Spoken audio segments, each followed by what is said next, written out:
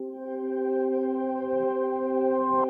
monsieur, bonjour et bienvenue à ce nouvel épisode de Yemarotalk, le podcast où nous allons comparer aujourd'hui les réalités de l'élevage entre l'Afrique et la France.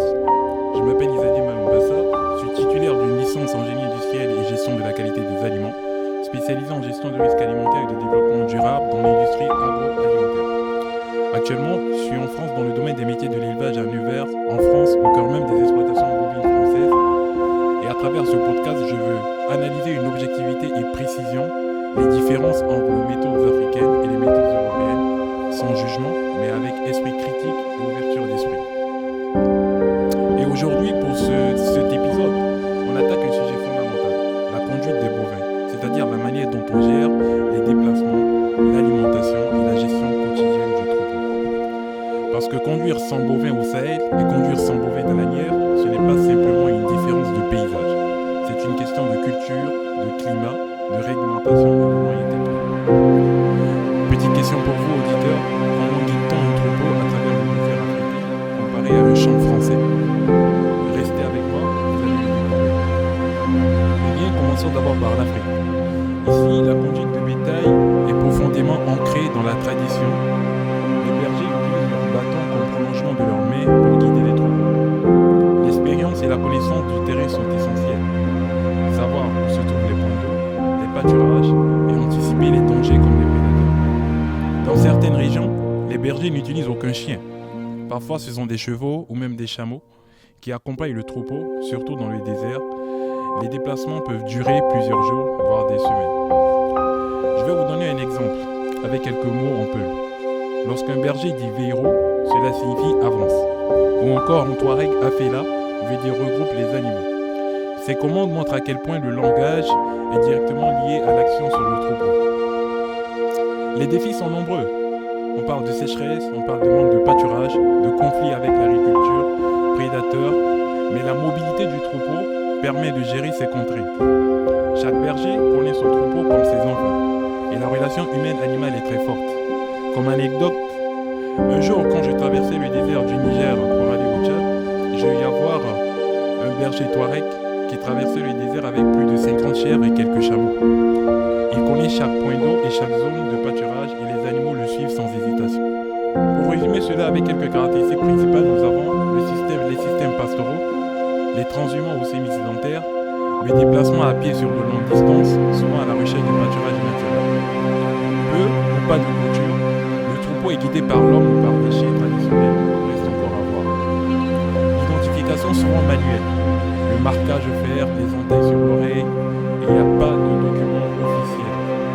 La relation entre l'homme et l'animal est très forte, et il y a une transmission familiale du savoir. Dans nos réalités africaines, la conduite du bétail est plus qu'une technique. C'est un héritage culturel, une fierté, un mode de vie, mais elle reste dépendante du climat, des pluies et des ressources naturelles. Passons maintenant à la France. Ici, les techniques sont plus modernes et souvent mécanisées. Les chiens de troupeau, notamment le border collie, jouent un rôle central pour guider les humains. L'éleveur utilise des enclos, des clôtures et parfois des véhicules pour transporter le bétail. Le rôle de l'éleveur est très différent. Il doit gérer la logistique, le bien-être des animaux et respecter les normes sanitaires et réglementaires. Les déplacements sont plus courts, souvent limités à l'espace du pâturage ou du corral. Le défi majeur, c'est le stress des animaux. Les moutons sont sensibles aux changements d'environnement et l'éleveur doit savoir les guider sans les effrayer.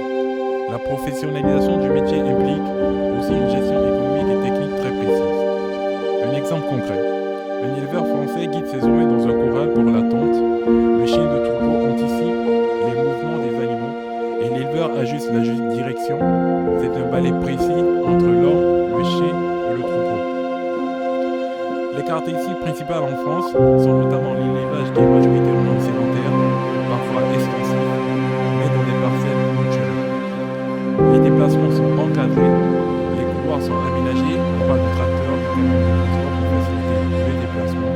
Il y a l'alimentation qui est planifiée de manière scientifique, les rations, l'ensillage, les granulés, qui conduit tout ça à un suivi de gains moyens quotidiens appelé le GMQ, un indice de consommation. L'identification obligatoire par groupe, le le passeport de bovin, le registre numérique, car oui, en France, les bovins ont même des passeports. La réglementation stricte en bien-être animal et en biosécurité. Ici en France, conduire un bovin, ce n'est pas simplement le faire marcher, c'est le déplacer dans un cadre réglementé avec traçabilité, sécurité et performance mesurée. Alors, quelles différences et similitudes peut-on observer ? En termes de mobilité ou de sédentarité en Afrique, le troupeau se déplace sur de grandes distances, tandis qu'en France, il irait généralement dans des zones limitées. Tradition et professionnalisation, en Afrique, la conduite repose sur le savoir-faire ancestral. En France, elle s'appuie sur la technologie et la formation professionnelle. Il y a aussi une interaction humaine-animale. En Afrique, par exemple, le lien il est très proche. En France, il est plus technique, mais toujours attentif au bien-être des animaux. En termes d'outils et techniques, le bâton et la connaissance du terrain contre les chiens, enclos, véhicules et équipements modernes. Pour donner par exemple une anecdote comparative, je vous demanderai d'imaginer un berger touareg au milieu du désert donnant ses ordres à voix haute et un éleveur français dans son champ avec son programme. Les deux méthodes fonctionnent parfaitement, mais chacune est adaptée à son environnement. Pour mieux ressentir la culture, voici quelques mots et expressions africaines liées à l'élevage. On parle d'Indiam, qui veut dire l'eau pour le troupeau. En touareg, on parle d'Azawad, qui signifie la zone de pâturage. En swahili, on parle de Mifugo, qui signifie troupeau. Ces mots montrent combien le langage et l'élevage sont liés, chaque mot ayant un sens précis pour guider le troupeau. Une petite anecdote personnelle. Un jour, j'ai observé un berger qui, en murmurant quelques mots en peul, a pu déplacer un troupeau entier sans utiliser le bâton. C'est incroyable en fait, de voir à quel point la communication subtile fonctionne avec des animaux. Pour résumer, la conduite de bétail en Afrique et en France montre que tradition et modernité peuvent coexister. L'Afrique met en avant la mobilité et lien animal-humain, tandis que la France s'appuie sur la professionnalisation et la technologie.